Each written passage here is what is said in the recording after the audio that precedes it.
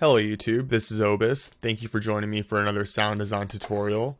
This week we'll be taking a look at UHE's HIVE, and we will be making a dubstep wobble. And this is basically how it sounds, with a drum beat behind it.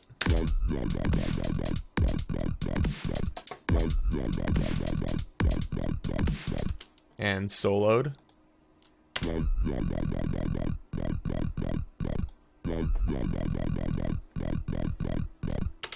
Okay, so it's pretty straightforward.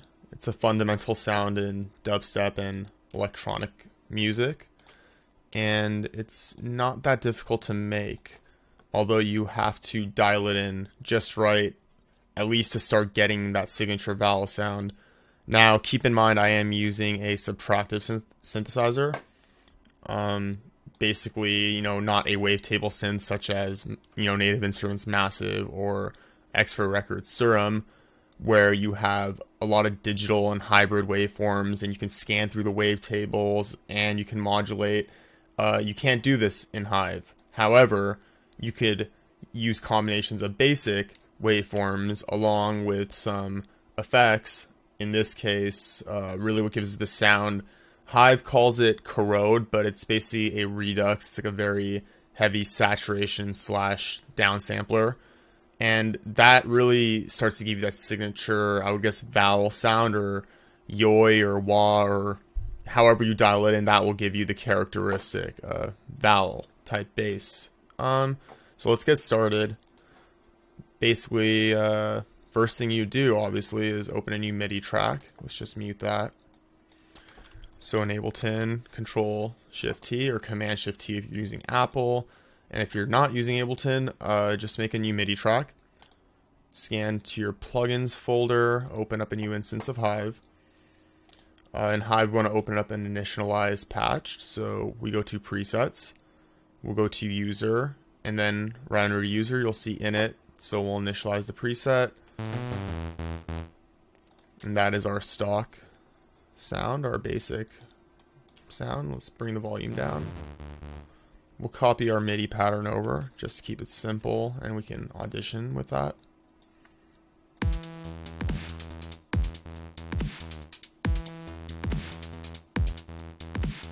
Okay, so that's how it sounds. We'll mute the drums for now.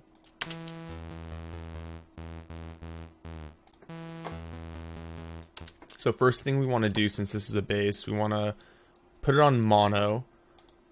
We can also put it on legato, however, which in this case we are going to do, since we're going to do some sliding and overlapping between some of the MIDI notes that we're going to be inputting into our clips. So in this case, legato will be fine, and that also ensures that, when we play chords, you're not going to, it's not going to sound like a mess, basically, because you don't want to play chords with a bass anyway. So if you accidentally, with one finger hit another one, it's actually going to make a sliding effect, and it's going to sound more natural. So that's kind of what we want for this sound. Go to oscillator 1. We want to put it on a sine wave. Let's put it for, let's keep it on 7 voices. So stack 7 voices unison. Go to octaves. We're going to put it on -2 octaves. And keep in mind, as I'm walking you through the sound, a lot of it, you're not going to really start to hear it until I get to the effects part, and that's really when it's going to start to come out, and that's when you dial in the sound. So it's going to sound really low right now. So unless you have good speakers or good headphones, you're not going to hear a lot of the subtleties in the changes I'm going to be doing until I get to the effects step, the distortion especially. So keep that in mind. So here we go. So just audition this. It's going to sound very low. See, you almost can't even hear it. You hear a little clicking though, so to get rid of that, you can go to your amp 1 envelope, and you can just barely put up the attack until you stop hearing the click. Something like that. You don't want it too high because you do want punch, but yeah, just enough to take out that little click, because when you compress that or when you master it, that will be very prevalent. So now that you got that, you want to add a sub oscillator. So for that, we could do a triangle wave. Let's bring the pitch all the way down to -24. And we'll bring the amplitude up. We'll bring the volume up. to almost all the way. We'll go to filter 1, and we'll change it from low pass 24 to a low pass 12. We're going to bring the cutoff down to about 25%. Let's raise the resonance up to about 75% or more, depending on taste. Enable the sub oscillator, because if you don't click this, you're not going to hear it. So let's just hear how it sounds now. And as I mentioned before, it's not going to sound too noticeable right now. Okay, very low, very almost like a sub. You know, it almost sounds like a sub right now. So you might be wondering, how is that going to become a wobble? But trust me. So go to oscillator 2. Enable oscillator 2. We can just run it all through filter 1 for this sound. You do have the option in Hive to route it through 2 filters, or you can even route all of filter 1 through filter 2, so you can have a second filter going and processing it, so in serial. In this case, we're just gonna keep it going through filter 1. And another important aspect of the sound is the LFO, but we're gonna do that after oscillator 2. We're going to put it on you have a few choices here, but we're going to choose narrow. Let's put 8 voices. Bring it down an octave. And let's bring this width down. Another important thing is the phase. We want this on reset. And we also want to do the same for oscillator 1. Put that on reset. That means that you're going to have all these voices triggering at the same time, and it's going to not have that spread out sound. It's going to be more solidified, more, for a bass or a lead sound, this is pretty much ideal in most cases. So let's just hear how it sounds now.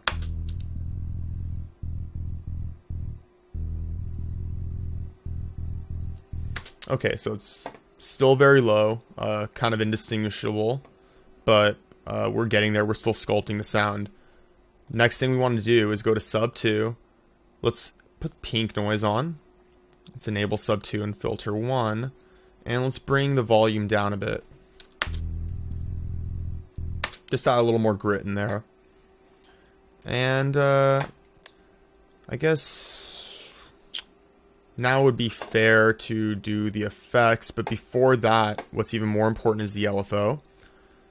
We can change it from triangle to sine. Keep it at 1/4. We'll put the phase all the way up. And right here where it's a single, you can click here and let's put it on gate. That way every time we hit the note, it will trigger. And you don't hear it there, but we got to bring up the amount first. So let's bring up the LFO amount to control the cutoff.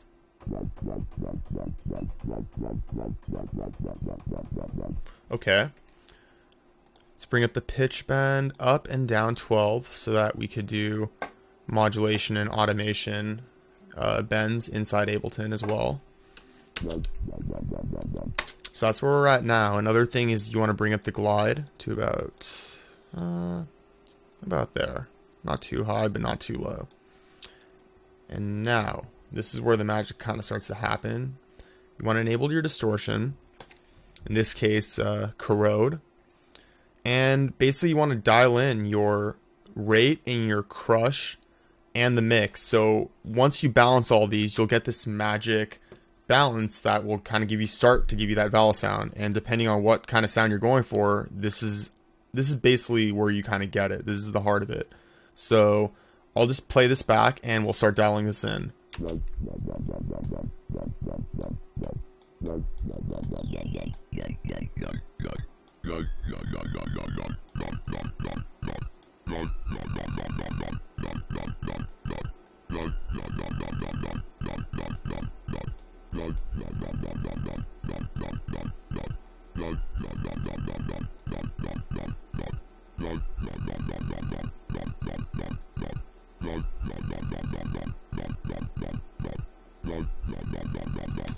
So as you can see there, you're definitely starting to get the vowel sound, and it really, you could really go either way from here. It just depends how dramatic or how pronounced you want that vowel. sound. So that's how you get it basically from the distortion. Now we want to obviously enhance it so we can, you know, further process it. Cool thing to do, we can add like a phaser in subtle amounts. Let's bring the rate all the way down. We don't want the movement as much. We just kind of want that sound. Bring up the phase a bit. This kind of controls the color or the timbre of the effect. And then we're going to bring down the wet because we just kind of barely want it there. Let's enable the EQ, boost the gain a bit, and let's scan for frequencies that we want to boost.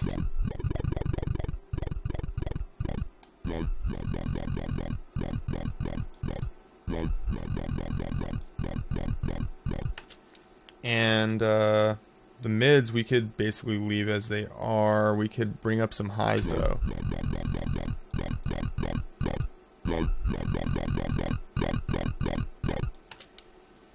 Reverb, we can enable that. However, let's bring down the decay a bit. Bring down the size all the way. Bring down the width all the way, since it's a bass. Bring down the mix.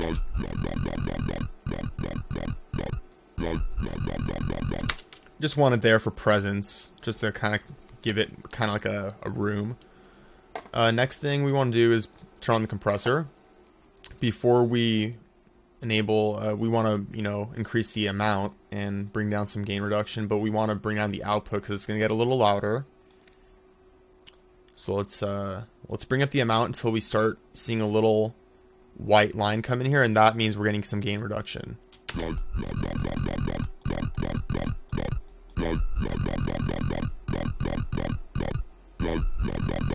And we were clipping there, so let's bring down the output. And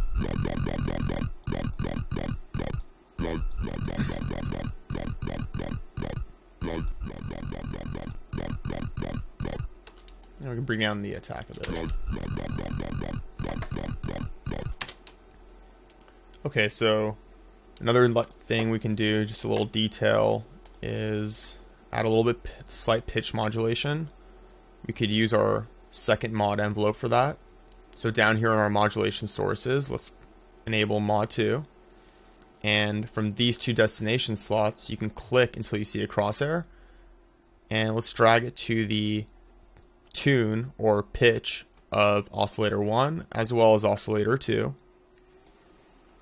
Let's bring up the amount about halfway or to taste. Let's bring the attack of mod 2, which is controlling our pitch, all the way down. Bring our sustain all the way down. Bring our release all the way down. And now with the decay, you're going to be controlling kind of like the knock or the punch that you want to add to it, which we just want to add a little. We don't really want it too drastic, so let's see how that sounds.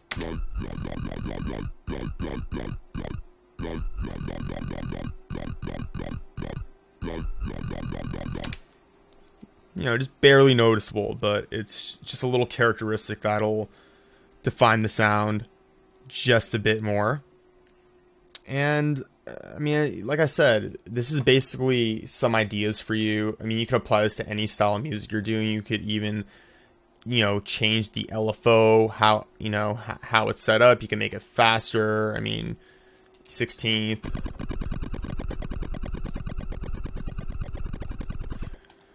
It's a little fast for this particular sound. You do 8th.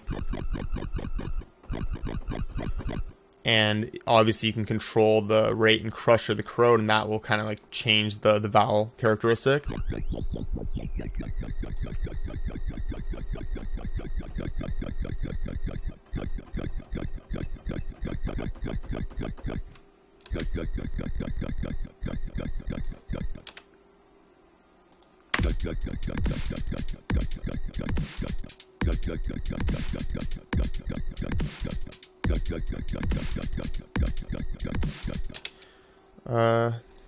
Yeah, so, you know, that one's not quite how my original one was, but I just want to show you how simple it is to kind of vary it. You know, I changed the phase there. If you put the phase all the way up, that'll give you like that dead on time. When I had the phase down, you saw how it kind of had a laggy kind of feel. That's why I put the phase up. And also, to play live, it sounds more natural to have gate on. That way, you could play every note and you re-trigger that LFO every time you hit the note. So, like I said, those are just some ideas, and I hope you enjoyed. I hope you learned something, and please subscribe. Like I said, these tutorials are just for your benefits, and they're fun for me, and I hope you subscribe, and I hope you enjoy something. Thank you guys, and have a great day.